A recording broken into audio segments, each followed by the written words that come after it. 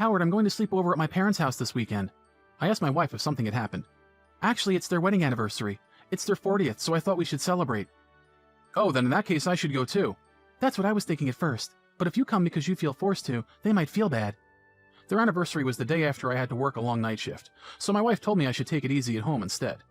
In general, I get along with my in-laws well. I've celebrated many holidays with them throughout the years, so it's okay if I take a break this time. My name is Howard. I'm a 32-year-old doctor. Selena and I dated for 3 years before we got married, and we've been married for 2 years now. Selena and I spend a lot of time together, but we can't compare ourselves to my in-laws at all. They are so lovey-dovey that they still walk around everywhere holding hands. My parents are divorced, so to me, my in-laws are an ideal couple. I hope that one day Selena and I become like them. Friday night, my wife came back from shopping and said, "I'll be cooking at my parents' house tomorrow." Cooking was Selena's hobby, so she was confident in her skills. I'm the type who will eat anything, while she values how unique and delicious food is. She's usually in charge of cooking at home, and what she makes is always delicious. But she uses expensive ingredients, so in my opinion it doesn't take much skill to make it taste good. She always forces me to do the dishes after she cooks. I always ask her to clean up after herself, but she never listens. Don't leave your mother to clean up after you're cooking, okay?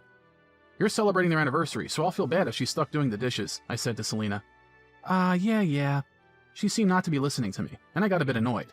Give them my regards, I said, and began preparing for my shift. Once my shift ended the next day, I returned home and fell asleep until my phone ringtone woke me up. Checking my phone, it was my father-in-law. Selena should be with him, and usually it's my mother-in-law who calls me. I picked up the phone and heard my father-in-law speaking in a flustered voice. "Howard, my wife collapsed. What should I do?" "Huh?"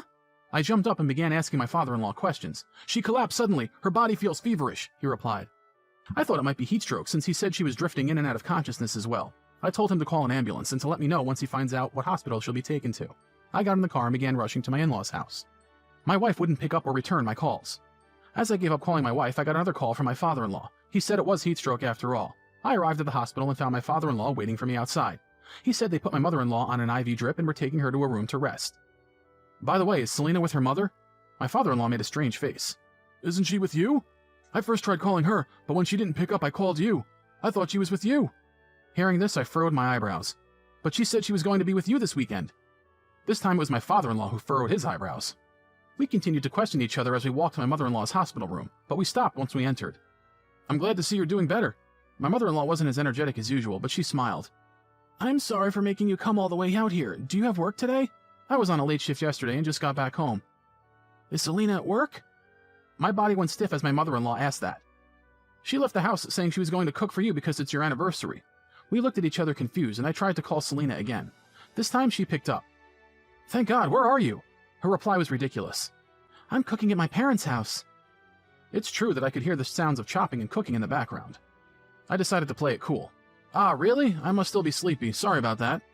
"You're tired from work, huh? Rest today, okay?" My wife said she's with her parents, but her parents were right in front of me. Then where is she cooking, and for who? Could she be having an affair? I never expected. I began going through my memories, but I couldn't come up with anything. If anything, she's been coming home late more often these days. And a little while back I found a strange receipt for beers from a liquor store. Selena doesn't drink beer, so I asked her what the receipt was from. And she said that on the way home from work one day, she stopped to drink and complain about her bosses with her colleagues. None of this was real evidence.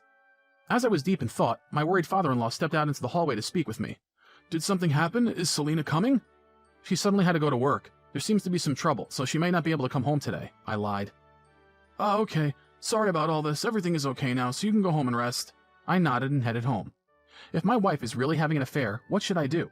When my wife comes home, I should probably pretend I don't know anything. I love my wife and get along with my in-laws. Selena always worries about me and how I'm feeling at work. When I got home, I decided I would do some investigating, and I went into her room. But it's a room I go in and out of often. There was nothing suspicious there. I went back to the living room and glanced at her laptop. We each have separate laptops, so I never use hers. I might find something there. I checked her search history and saw that she had looked at travel sites. She was looking into hotel rooms with kitchens. So maybe she bought ingredients to take on a trip with her lover. But I still didn't doubt my wife completely. Maybe she was with friends. Maybe she didn't want to make me feel bad by saying she was going to have fun with friends while I was at work. So she lied that she's going to her parents. But the next moment, that hope crumbled. Among her bookmarks, there was a site where you could upload and save photos. I clicked on that bookmark in fear and found clear evidence that she had cheated. It was all photos of her with a man, going on different trips into different date spots. There were even photos of them naked. On top of everything, there were photos from shortly after Selena and I got married. She's been fooling me for the last 2 years. Now that I found out, I can't keep living like we have so far. I discovered some of their messages. Reading through them, I found out his birthday was on the same day as mine. I also understood that for his birthday, she had given him expensive accessories and watches as presents. On my birthday, she would just give me things like aprons, recipe books, and so on. Nothing compared to her lover's presents. And on our birthday, she would celebrate with him, not me. It's true that I often had night shifts, but by prioritizing her lover before me, my feelings for her took a complete 180. Her lover was her senior at work. He had even come to our wedding. Based on their messages, it seems he approached her first, but she went along with everything. In one message to her lover, the reason that Selena gave for not wanting to divorce me were that my salary was good and that I always took care of her when she was sick. I couldn't stay quiet anymore. I decided to get a divorce. I took photos of all the evidence I found on Selena's laptop. I didn't realize until then, but it was already nighttime, so I went to sleep. The next day I began looking for a lawyer who specializes in divorces, but choosing was difficult. As I was thinking, the doorbell rang. I thought it might be my wife, but when I looked out the peephole, I saw it was my mother-in-law. Surprised, I invited her in. It seemed she was feeling much better, so she was discharged from the hospital. To thank me for visiting her, she brought me some sweets. As I spoke to my mother-in-law, I began feeling down. I felt sad thinking I had to part ways with such nice in-laws. She seemed to notice how I felt. "If there's something going on, you can always talk to me about it." She sounded so kind that without even thinking I revealed everything. I thought she would get mad at me for speaking about her daughter like that. But instead she said, "Is that true? If it is, I won't forgive her."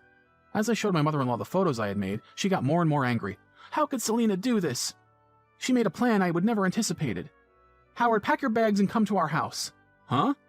As I sat there surprised, my mother-in-law began calling someone. It was my father-in-law. She told him to clean up their spare room for me. I followed my mother-in-law's instructions and began packing my bags.